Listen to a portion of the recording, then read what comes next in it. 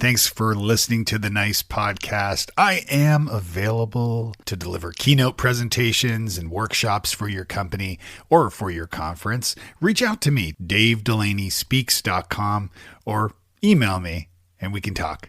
Now on with the show. Hey there, it's Jason with the Marketing Podcast Network. Real quick, I want to make sure you know that the world's leading B2B Marketing Expo is returning to the Los Angeles Convention Center on March 21st and 22nd. It's high time we got back together to learn, see the latest technologies and solutions, and network, right? Join thousands of marketing professionals just like you to learn from over 250 industry expert speakers, educational masterclasses, and over 300 exhibitors. And this year, your ticket also gets you into the Sales Innovation Expo and the Marketing and Advertising Expo. So it's like 3 conferences in one. It's March 21st and 22nd at the Los Angeles Convention Center. Go to b2bmarketingexpo.us to register. That's b2bmarketingexpo.us. The Marketing Podcast Network is a proud partner of the B2B Marketing Expo for 2023. We'll see you in LA. I think when I started in business, I didn't feel that confident. So I needed to really make myself feel very important.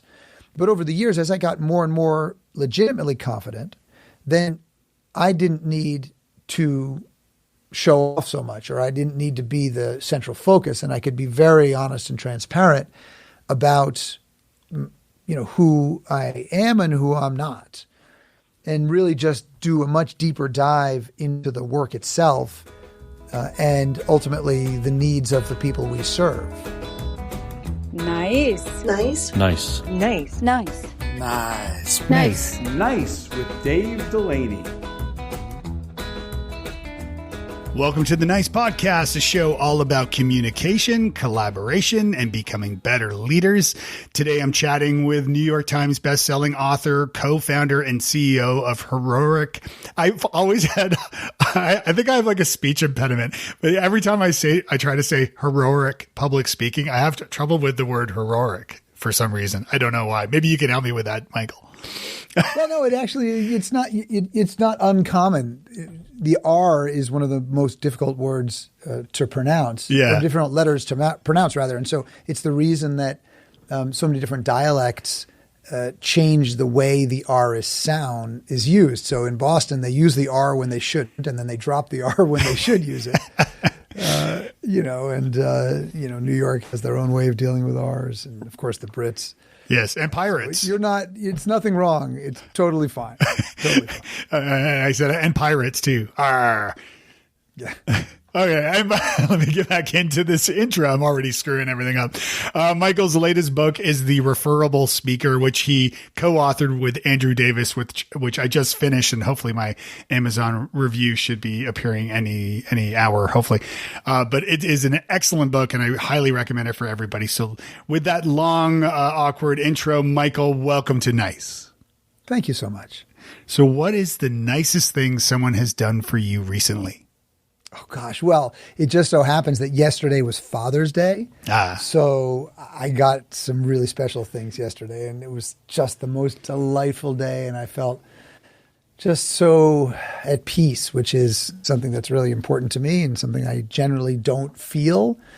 So that was a real blessing. And one of my kids, Jacob, he loves cooking. He's 16. He made me steamed dumplings from scratch. He made the dough.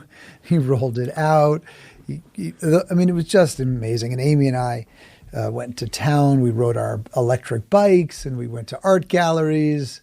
Nice. Looked at mid-century modern furniture, and all of it was just so nice. Everybody was so nice because they were so happy to be back, without masks and interacting in a way that felt safe and comfortable. So it was very delightful. That's very nice. How do you get, so you said he's 16? 16, yeah. Okay. So my son is 15, and he with all due respect, and I love him, but making himself food is challenging enough. So I need to know what's happening here in the Port household to get this going on. Cause I actually really appreciate that you phrased it in the way that you did, because it just reminds me of how each person is such a unique individual, and as parents, we often think there's something that we need to do to fix our kids because there's something about each one of them that's a little broken. And fundamentally, I don't think there may not be anything first of all, there may be nothing to fix, nothing wrong with them. Right.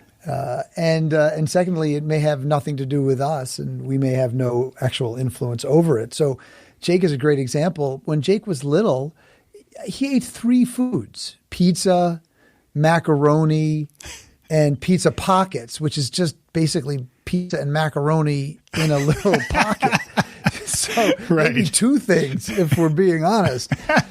No, sorry, he ate bagels as well. Okay. He ate bagels, and then when he was about 12, he started experimenting a little bit more with some different foods.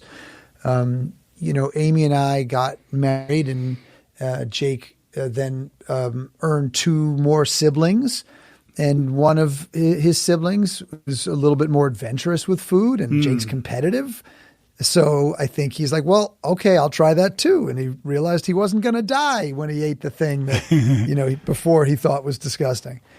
And so, one thing led to another, and he's just been exploring it himself. And he watches cooking shows and YouTube videos, and he's making kombucha. He actually just brewed beer. He can't even drink it, but he's so interested in the chemical fermentation process. And someone else was like, yeah, that's what he told you, right? Yeah, good one, kid. Your dad bought into I'm interested in the chemical process of the fermentation. But no, really, it's actually true. He really is interested in the food science. So my point is that that's all him. I've certainly tried to encourage him, but I've tried to encourage lots and lots of things that he has had absolutely no interest in. Right. And I can't move the needle on. So I guess sometimes it's just important to remember that each one of us, just like all of our kids, they're gonna chart their own path. Yeah, for sure. Yeah. And I love that though. I love that he's taking the initiative to do that kind of stuff. And I think having new siblings, like having that sort of constant, in a good way, but like the constant influence of someone else. Because I think like with my kids, they're both, well, my son is more picky certainly than my daughter by a long way.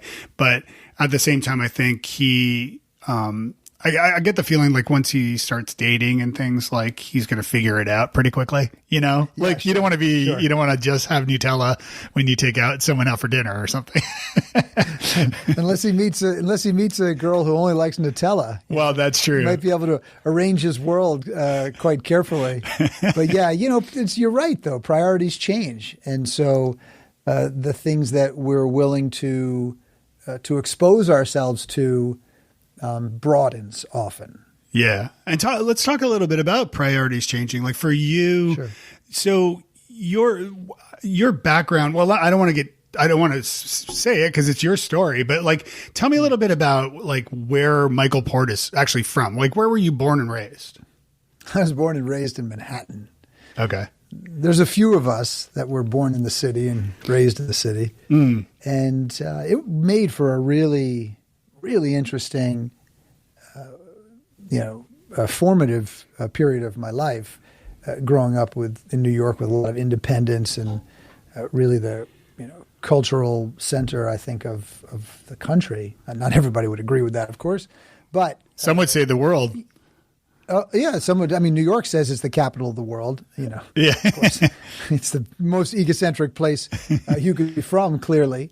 And but to a certain degree, I think it's probably informed me and the way that I see the world more than almost anything else that's come since. I think that where I'm from really did have a big impact on my programming. Mm-hmm. And I think a lot of it served me, fortunately. I went to a really interesting, very progressive school when I was a kid that focused on ethics and critical thinking.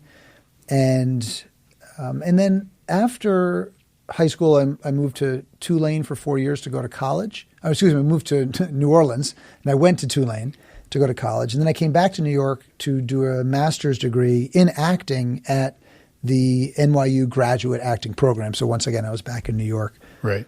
But I moved to Bucks County about 17 years ago. It's a small, very quaint part of Pennsylvania.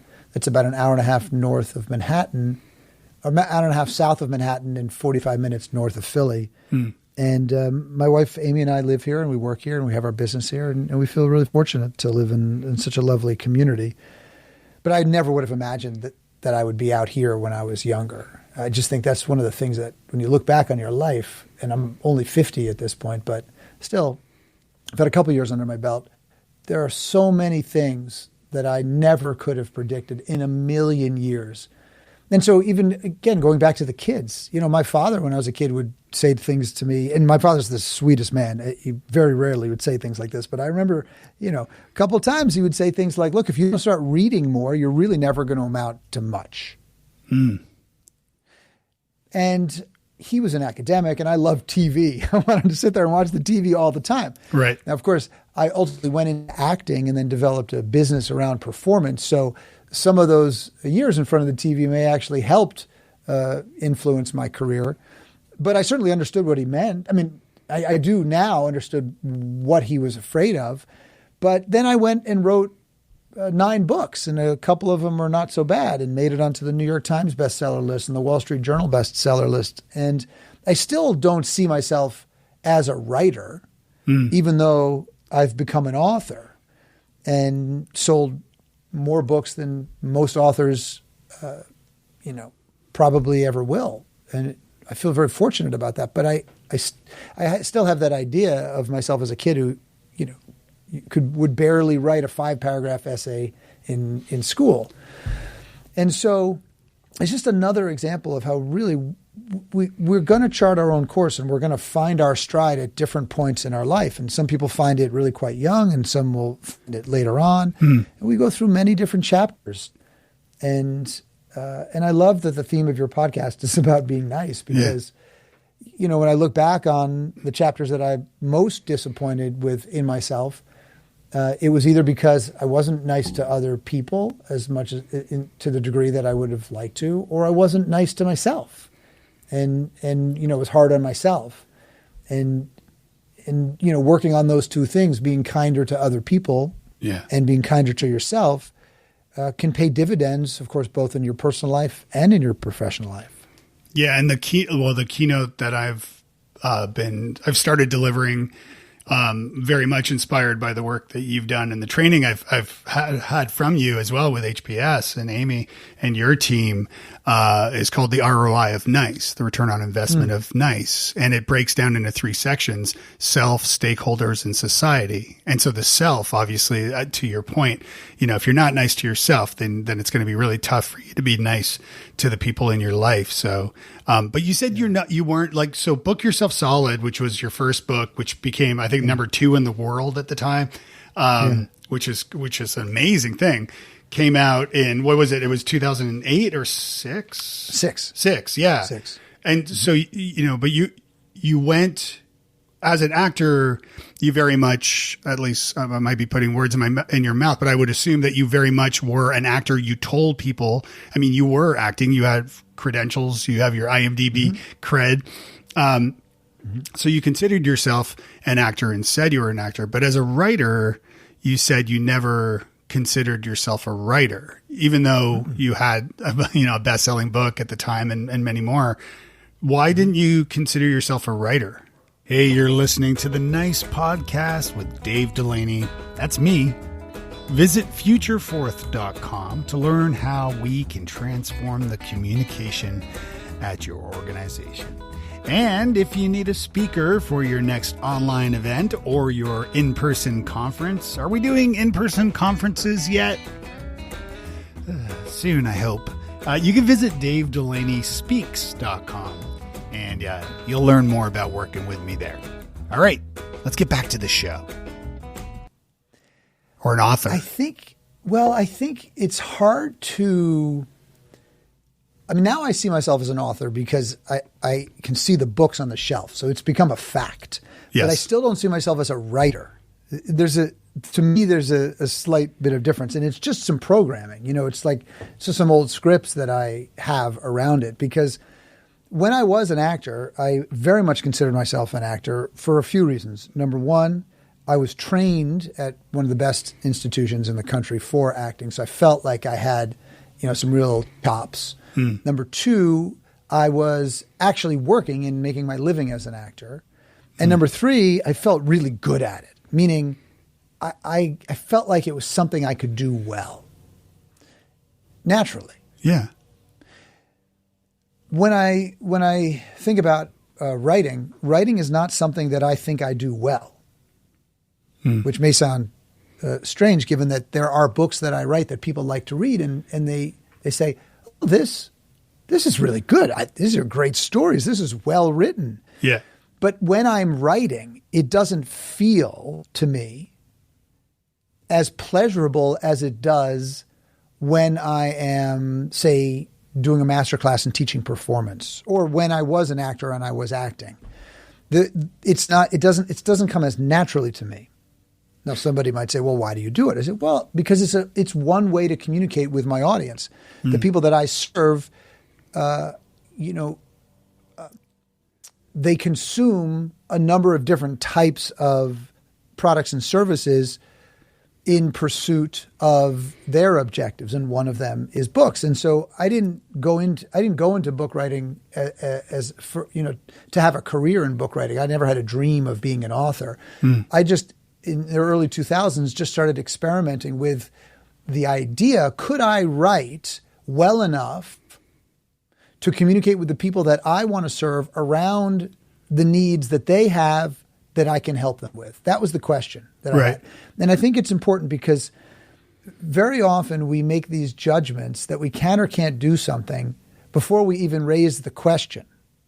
And I think that the best outcomes are usually a result of some sort of quest or investigation that is launched by a compelling question. So, for example, anytime that I'm working on a speech with a client, I want to know what question this speech is answering. Or if I look at a book and think about, do I want to read this book? I want to know, what question is this author answering? And so for me, when I started investigating this idea of writing, I just wanted to answer that question. So I just started practicing. I just did a little bit of writing every day. And sometimes I'd write about something specific that I thought would help my audience so that it was advice oriented. Sometimes I would just write about my breakfast because I didn't have anything else that I felt like writing about. So I would just write about how I made breakfast that day. Yeah. Just to build some craft, just to build some skills. And what I discovered as I went on that investigation, because it was an investigation, I didn't have any expectations for myself. I didn't set any predetermined outcomes. But because when you set predetermined outcomes, you're often disappointed about those outcomes if you set them too early. So if I said, well, I have to write a certain amount every day and it has to be good enough that I could publish it. Well, that's going to be a really hard outcome to achieve. That's maybe not attainable. And then, of course, I would be disappointed. But if I didn't have any expectation with respect to the quality of the work, then I'm not worried about it. The only thing I was trying to do was just investigate the writing and see, well, what do I learn? And what I did learn is that because I'm dyslexic, and this is one of the reasons that I actually don't love writing so much, because I'm dyslexic, I spent so many of my early years trying to organize information in a way that made sense. The way that most teachers presented information, the way the textbooks presented the information, often was confusing to me. And so I needed to do a better job than the person presenting the information or the book that was presenting the information in organizing it in a way that offered a better context for me so that I could process the information more thoroughly, more completely, and then be able to act on it. So it turns out that the years of doing that, in order just to cope with the regular learning environment around me, because of that supposed disability that I had, ended up being something that in my work as an author was very helpful for my readers. Because what I've been able to do is to take complex concepts and organize them in such a way that makes them more consumable. Because that's what I needed to do to learn for myself. So it turns out that particular methodology that I developed for myself seems to be helpful for the people that I serve. So this is why, even though I am an author, I still don't feel like a writer, because it's not something that comes easily to me or that I enjoy doing. I can palate it. I can stomach it. Right. I can do it effectively in pursuit of the objectives that I have and the way that I want to serve my particular audience. So, but at the end of the day, would I only want to write and do none of the other things that I do? No, that wouldn't be something that I would choose to do. I see. There are other things that, yeah. Yeah. Well, I'm sorry, I didn't mean to interrupt. I was going to say, with part of your writing exercises initially, like early on, of just writing, as you were saying, sounds, kind of inspired possibly from The Artist's Way, from Julia Cameron's work and her, are you familiar with that book? I am, yeah. Mm-hmm. Yeah, the 3, I think in the morning pages it's called, where you write 3 pages of, and it could be anything. It could be a recipe. It could be whatever you want, and then you can even chuck it in the recycling bin afterwards. It doesn't really matter. It's just this idea of writing and just getting in the momentum of that and getting your brain kind of working that way. But I see for you, though, very quickly, I see for you, and I always absolutely love seeing you in person and catching up over coffee and so on, because I feel like we're kindred spirits in a way. And I feel that, the way you explain yourself as a writer or as an author, but not calling yourself that per se, I see that. And what I'm driving at is, for me, I need to be around people. And for me, performing on stage in front of an audience and then shaking hands and kissing babies afterwards, with masks at 6 feet apart, of course. But for me, I need that gratification. And I can see, sort of in a similar way, that you probably need that too. Like, even like performing, if it's in film, you've got a crew, you've got people on set who can applaud you and your cast members, or if it's on stage, of course, you have an audience, whether it's delivering a keynote or, a play. And I'm kind of curious, because this book, The Referable Speech, that you've recently released, that book was co-written with Andrew Davis. So I'm curious, like, for that, because that was your first co-written book. Mm-hmm. Was that experience better for you as a writer than maybe writing the other books, because you had his company to bounce ideas from? Or am I way off in left field? No, you're not. Well, the only thing I just would want to just adjust is that it's not the first book that I've co-authored. It's just the first book I've co-authored with Andrew. And in fact, you're really on to something. I, in fact, never do any projects by myself. Full stop, period. Not even when I was starting out in business and I couldn't even hire anybody. I would just partner with other people who found what I could bring to the project valuable, and I found what they could bring to the project valuable. And part of that, again, goes back to, I think, the fact that I was dyslexic, throughout my, I still am, but, throughout my early formative learning years. Yeah. Because I find that I'm much more effective when I get to work with other people who are really interesting and bring complementary strengths. Those people who say, well, if I don't do it myself, it's not going to get done right. Yes.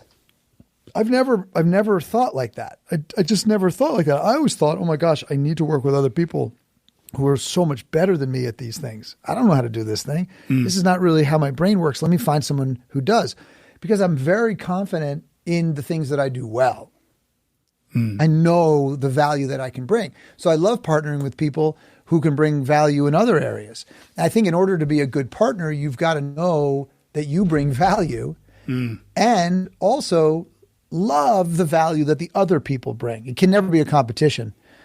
One of my friends, also an HBS grad alum, is a woman named Andrea Lee, and I remember her saying something once about like the best business partnerships are the ones where each person thinks they got the better end of the deal. Which great. I love that. You know? Yeah, that's I great. thought that was really cute. Yeah. So yes, I absolutely love that collaborative experience, and I've set my company up that way. I've set my family life up that way. I've set my hobbies up that way, my passions, etc. But something you said earlier resonated with me about the writing exercise that I did every day. You mentioned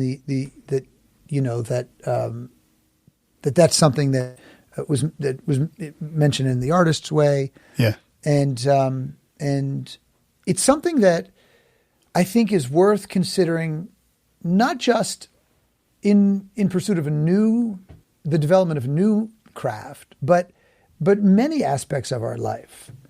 It's in our personal relationships, in our romantic relationships, in the way that we take care of our health. Sometimes just a little bit of maintenance is really the most effective approach. So, you don't have, like, if you want to exercise, you don't have to do it to compete in a CrossFit Open or to run a marathon. You can just say, like, what do I feel like doing for 20 minutes today? Like, all right, I'll just put on some music and dance around. Mm-hmm. So you're not like, well, I'm trying to burn exactly 622 calories. I want to get my steps on my watch. You know, that's not, you're not outcome focused that way. You're experience focused. And you say, I'm just going to see what happens if I decide to do some kind of movement for 20 minutes a day. So I don't know what it's going to be, but I'll make it up. Because it's just like when you don't know what to write. I'll write about what I had for breakfast. Right. So you don't always have to have a plan that you're following when you're investigating or experimenting. And I think this is one of the things that Andrew and I wrote about in the Referable Speaker, the book that just came out last week. And this book is really just for speakers who want to be professional speakers or are already professional speakers. If you're not interested in speaking on the circuit, whether you get paid up front or on the back end, then the book's probably not for you. It's really a very specific book. But a lot of the concepts that we address are relevant for people in many different fields that are service oriented. So, for example, this particular concept that I want to reference is applicable to the speakers that we're writing for in the book, but it also applies to anybody that is in a field that is filled with experts.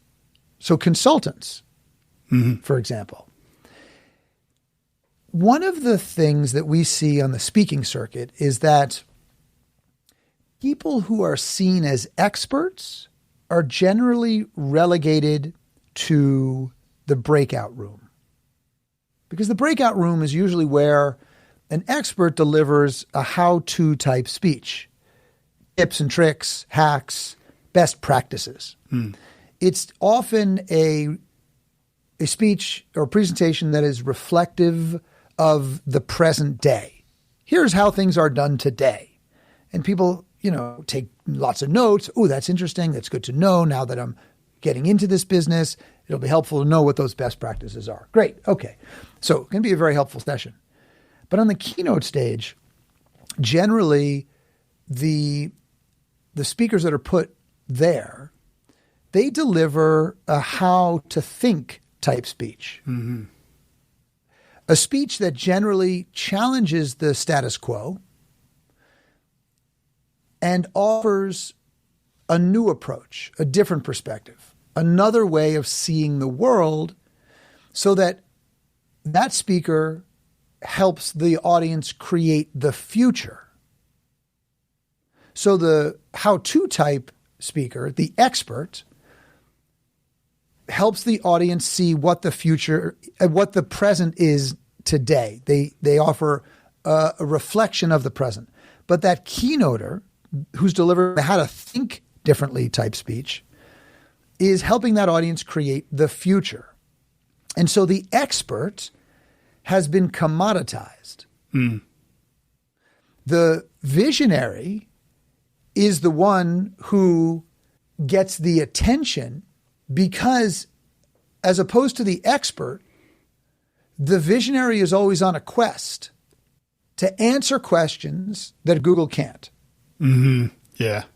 I love that. To provide people different ways of seeing the world. So the reason that I wanted to mention this is because experts sell solutions that they already have. Visionaries answer questions that Google can't, but that people desperately want to answer.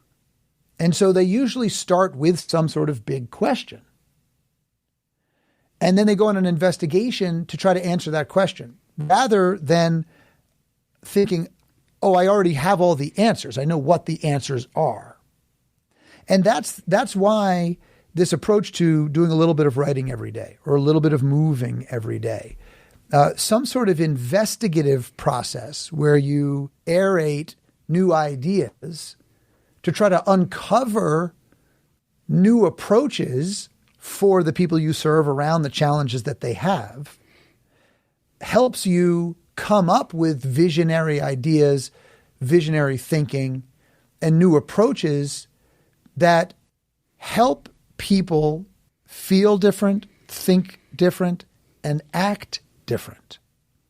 Well, you wrote in the book, audiences want a glimpse into new research, new experiences, and unexpected insight that they wouldn't get if they didn't attend, which is exactly what you're saying is by spending that time writing or researching or working on that stuff and just spending a little time, it gets you thinking about it in different ways. And, I love how you talk about different frameworks in the book as well. It's a great book, and I recommend, all speakers listening to it definitely read it.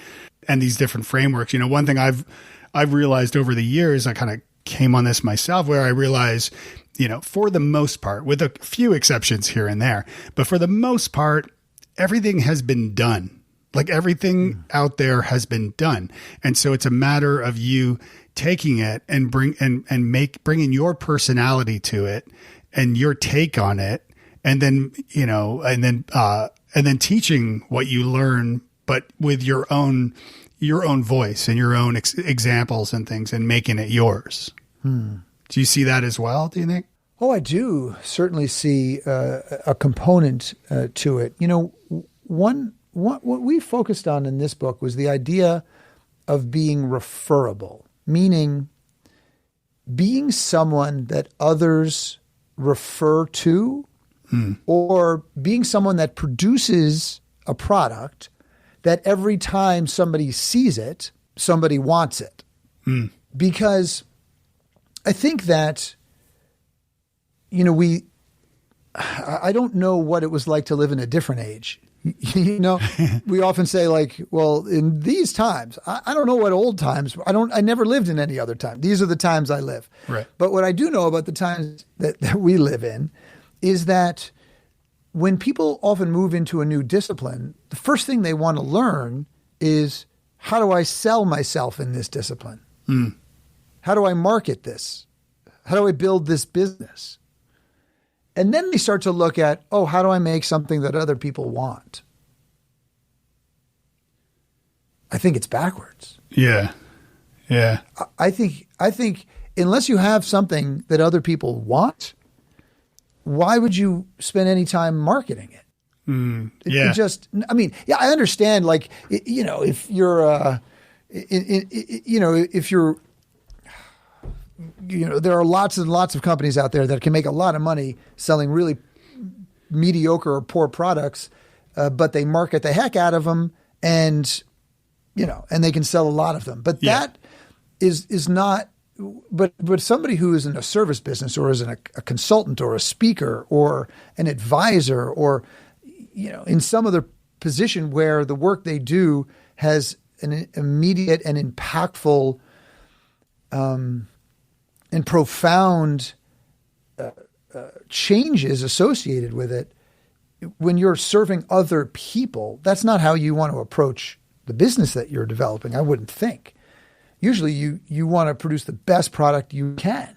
Yeah. So the question is, what is the formula for, so I'll give you an example. So when we started this book, we tried to figure out what's our what are we trying to solve here? Like, why would we even do a book? And for us, there was only one question that we wanted to answer. There was only one question that we thought was worth spending a few years doing a book about, because took us 2 years to write this book. The one question was, what's the formula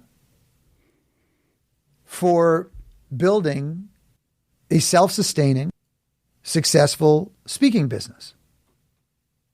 Now, I didn't know if there was. I've been in this business for decades, but nobody's ever posited that there's a formula for doing it.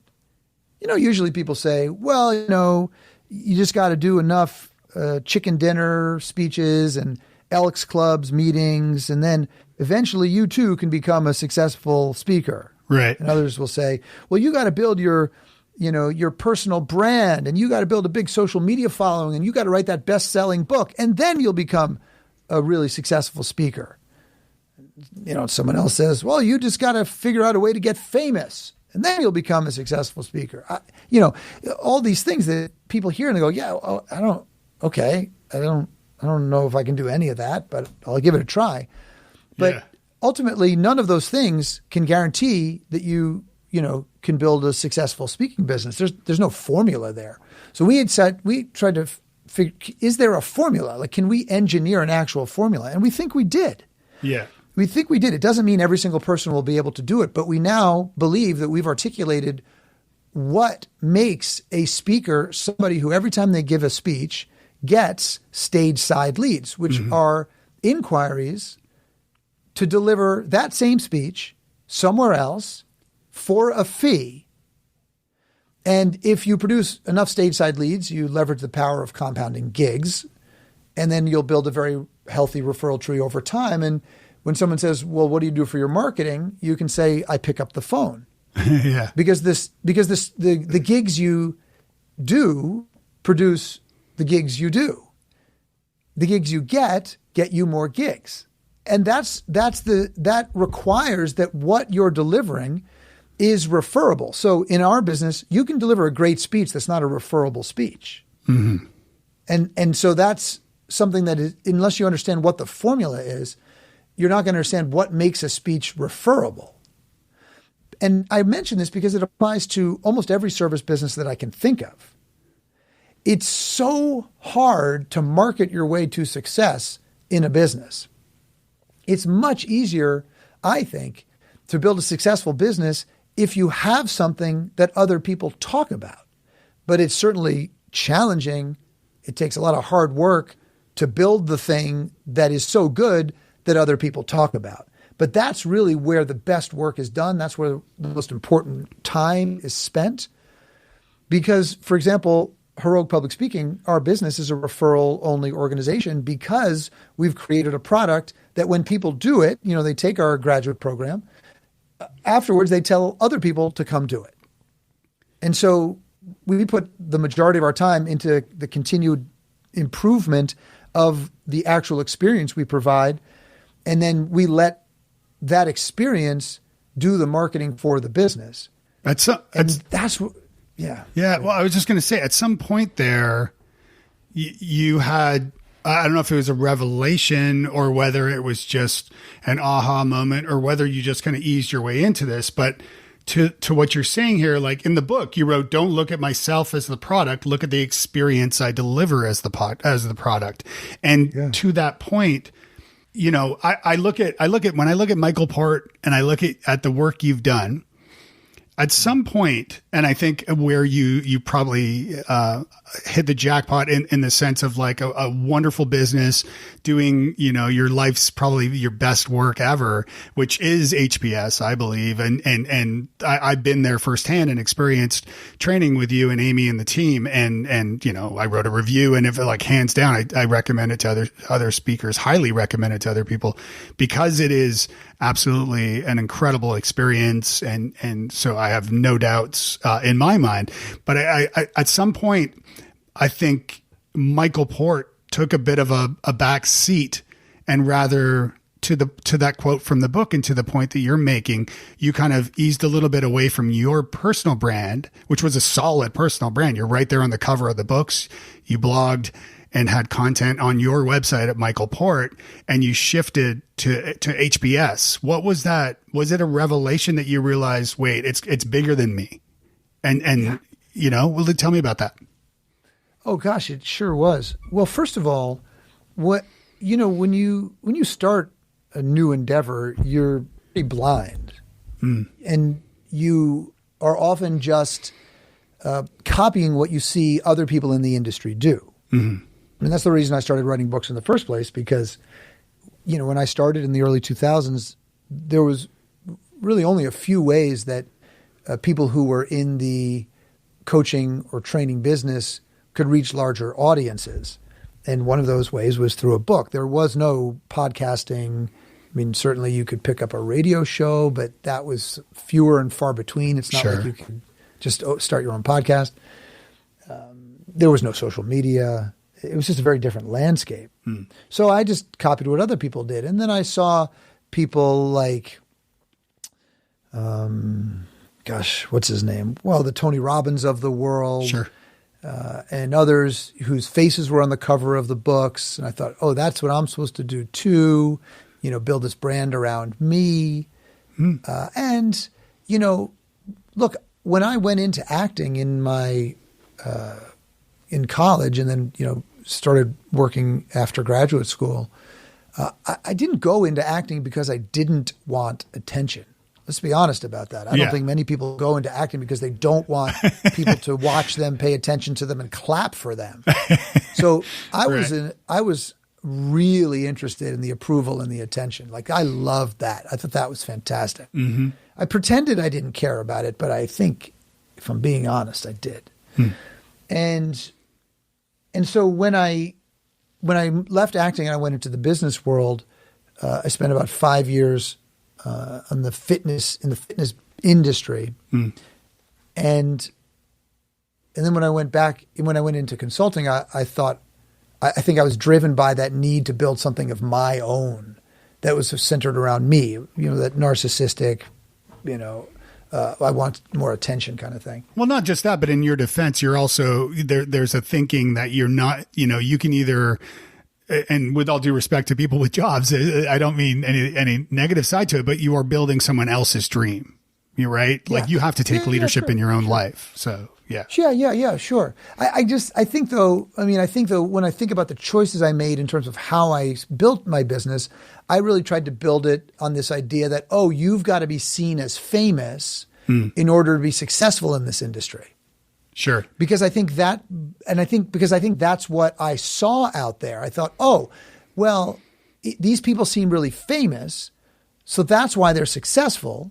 So I have to become better known. If I'm better known, then I'll be more successful. But I think it jumps the shark or jumps the ship or the bridge or whatever you jump. Because what I was missing there was producing something that people talked about that wasn't me. Right. Because that has longevity. That is something that is ultimately more substantial and more sustainable. Because, and so, you know, it worked. Don't get me wrong. I will give myself some credit. I think I built some pretty great products. I think Book Yourself Solid is a really exceptional piece of intellectual property. It is. You know, that was the first big piece of intellectual property that I created. But I still was building around this Michael Port brand. But then after about a decade, I came to this realization that I hated. I really did. I'll use the word hate. Like, I hated the insipid nature of promoting myself as the thing that was important. Mm-hmm. It just felt insignificant to me. It didn't feel meaningful. Is this after or not after, but like early days entrepreneurship, or is this after acting? Because as an actor, I mean, if you're not number one, no, then that's a problem. After about 10 years. Yeah, this is about after 10 years of entrepreneurship. Right. Okay.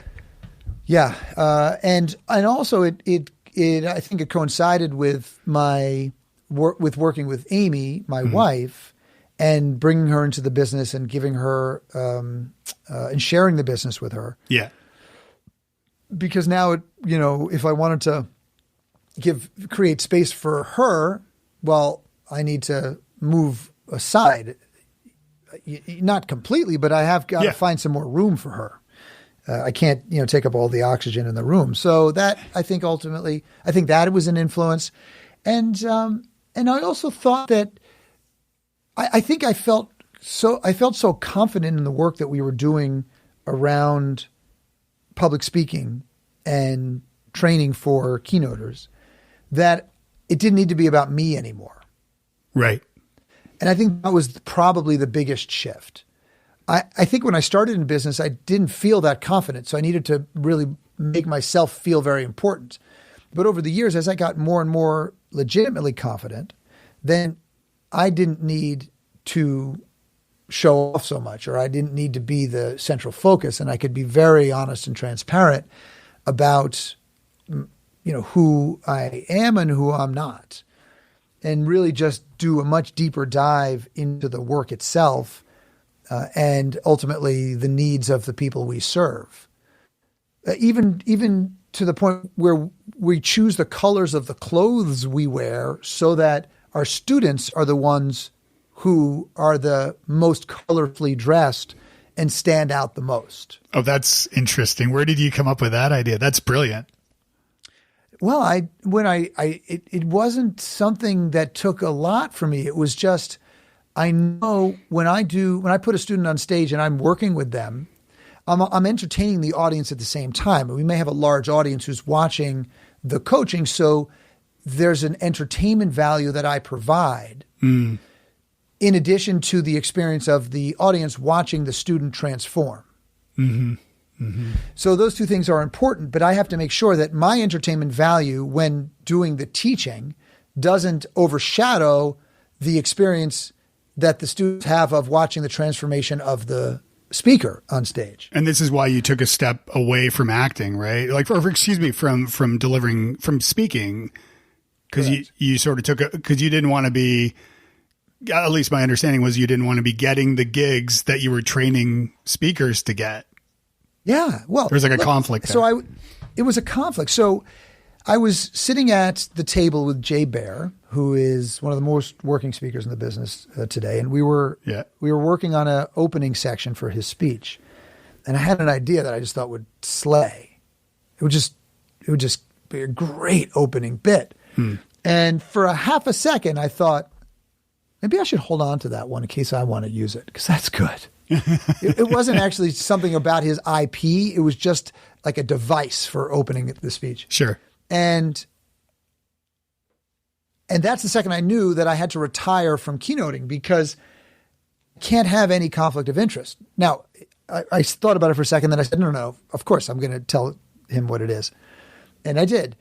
But I also knew that I didn't want to hold anything back. If somebody's hiring me to direct their speech or work with them on a script, they have to know that every idea I have is going to be theirs. There won't be anything held back for me or for some other client. Anything that comes to my mind, I've got to give them.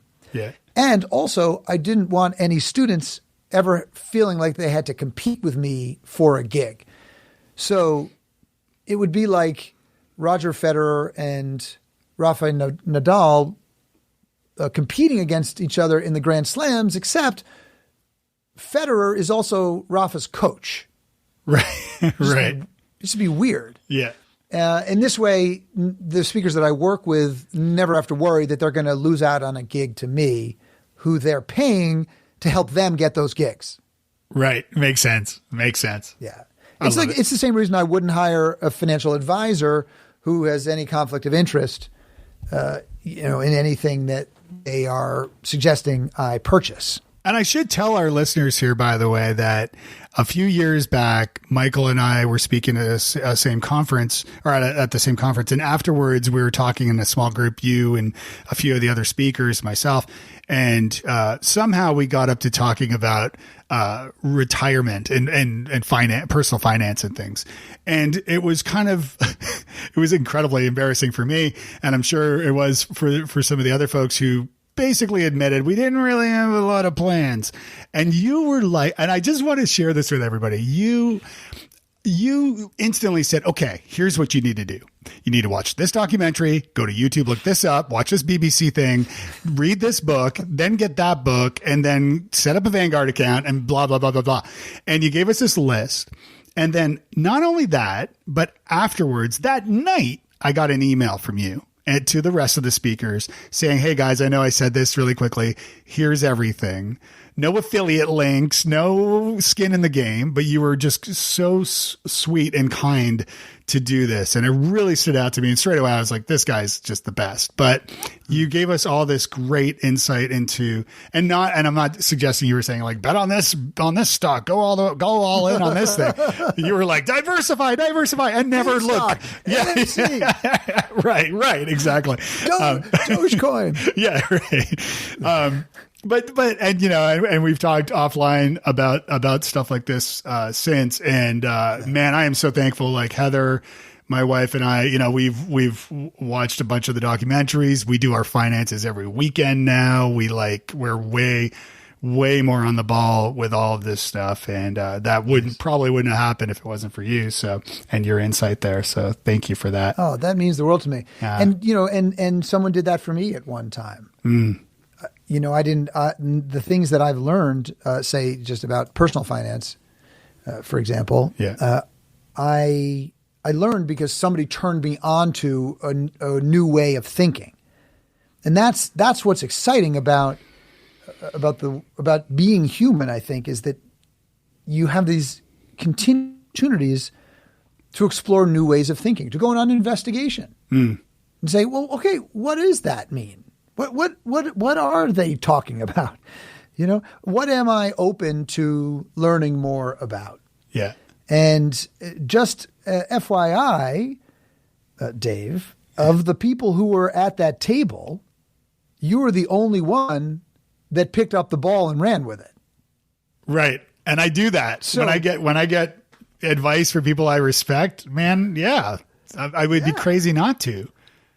Well, you know, I'm just saying, you know, kudos to you because you picked up the ball and you ran with it, and that changed your life and your future, and the future for your family, right, and even generations to come. Probably, for sure, sure. You know, so good on you for doing that. But that's why I love, you know, this industry that we're in, because most of the people who are in this industry are really kind and generous people who will go out of their way to support and help each other in, you know, whatever way they can. And I think sharing, you know, and as we started talking about at the beginning of just taking for everyone listening, like take the time to like scratch the surface of things, you know, get up and dance or start writing, or, you know, do a performance or a presentation, like start dabbling in this, in whatever interests you. And then if you find that you get a feel for whatever that is, there are experts out there, Michael and Amy, absolutely. And their team at HBS or Andrew Davis and Michael as well in this book. Highly recommend it. Okay. I want to be respectful of your time. So I'm going to go to the lightning round very quickly. Complete this sentence for me. Nice guys and gals finish where they want. Oh, I like that. What's a nice book you recommend to the nice makers listening? Oh, I just read an extraordinary book called The Other Black Girl. It's a page turner. I read it in 2 days, and I recommend it. Okay, nice. And how is Michael Port nice to himself?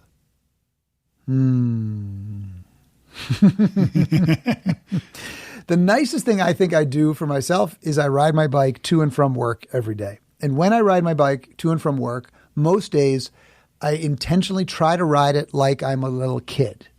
When you just rode your bike for the fun of riding your bike without any particular destination in mind, you would just ride it. So you'd feel the corners and you'd hop the curbs. So that's how I ride my bike to work. I do have a destination. I know I need to get to the office, but I try to feel like I'm a kid on the bike, and that's how I'm nice to myself. I love that. And folks listening and aspiring or working speakers who want to, take their craft to the next level. If and when you end up at HBS, HBS is in Lambertville, and New Hope, which is, across like the Delaware River runs between these two towns. And I completely understand. I can picture you riding your bike through. It's absolutely gorgeous. Like I wrote in my review for HBS, my only regret at the time was not bringing Heather, because it's just such a romantic little communities, and it's beautiful there. So yeah, highly recommend that. If you had a billboard, what would it say? We can do more together than we can alone. Oh, that's great. Michael Port, thank you so much for joining me today. How can our listeners find you? How can everybody find you? They can go to heroicpublicspeaking.com, heroicpublicspeaking.com, and they can send an email to questions@heroicpublicspeaking.com if they want to get in touch with me.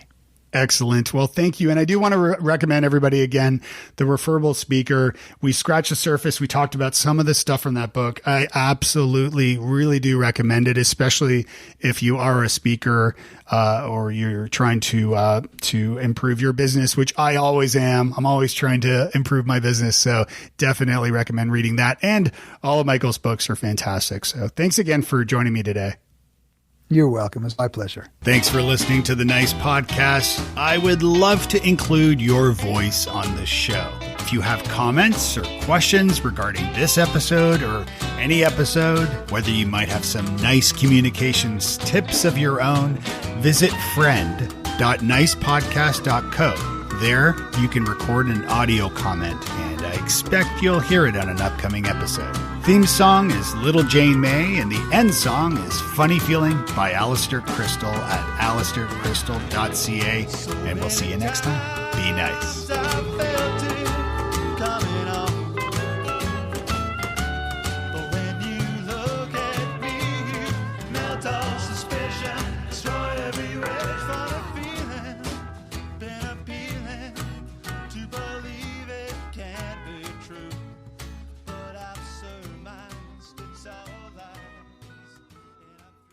You may know you're listening to this show along the Marketing Podcast Network, but did you know there are other great shows on MPN to help your business? Colin Jeffries and Eric Reed host a great podcast called the Rethink Marketing Podcast. Colin, tell us what these fine folks will get out of listening. Well, Jason, on the Rethink Marketing Podcast, we unpack the myths, misconceptions, and flat-out lies of marketing and sales. Our listeners tell us that we help bring different perspectives to common business growth, wisdom, and advice. That's great. Where can people subscribe? They can subscribe at rethinkmarketingpodcast.com or listen on their favorite podcast platform, including marketingpodcasts.net. You heard him. Go subscribe.